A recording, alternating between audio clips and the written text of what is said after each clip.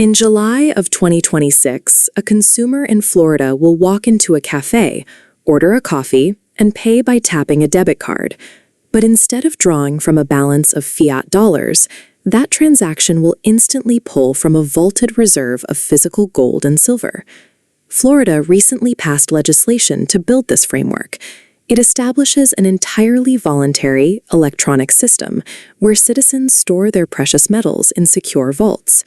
Instead of handing a cashier heavy physical coins, money service businesses will process the vaulted metals digitally to settle everyday debts.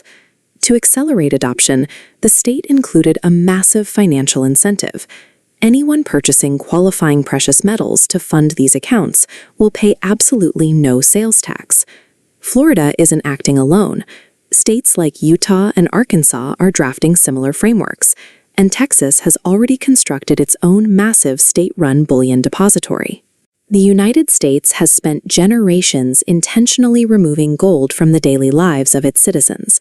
So why are some of the largest states in the country suddenly rushing to build the infrastructure to resurrect it? These laws create a structural fallback. State governments are building a parallel lane for any citizen who expects the current monetary system to fail their savings and retirement. When the Founding Fathers drafted the rules of the nation in 1787, they had just survived the catastrophic collapse of the unbacked paper currency funding the Revolutionary War. To prevent that from happening again, they wrote a strict rule into the Constitution.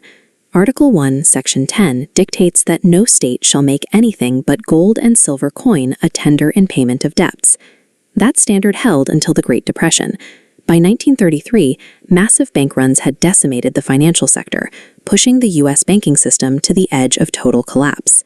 Claiming the nation needed immediate financial stability, President Franklin D. Roosevelt ordered an extreme countermeasure.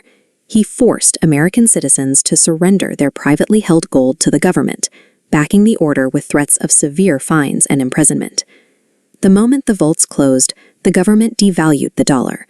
Americans were forcibly transitioned into a new economic machine, built entirely on paper, debt, and credit.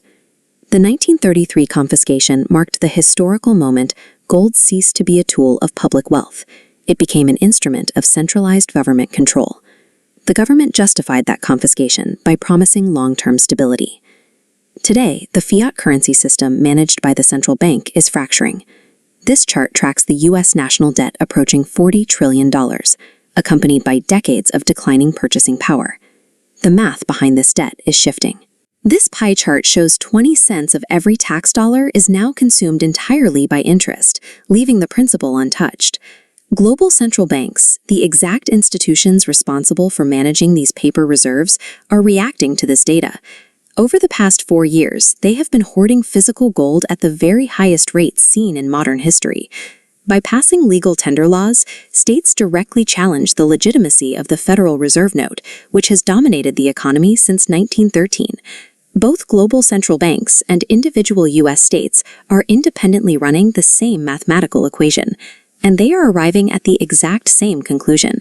The path forward for the fiat dollar simply cannot be sustained. History shows a clear pattern for how fiat currency spirals end.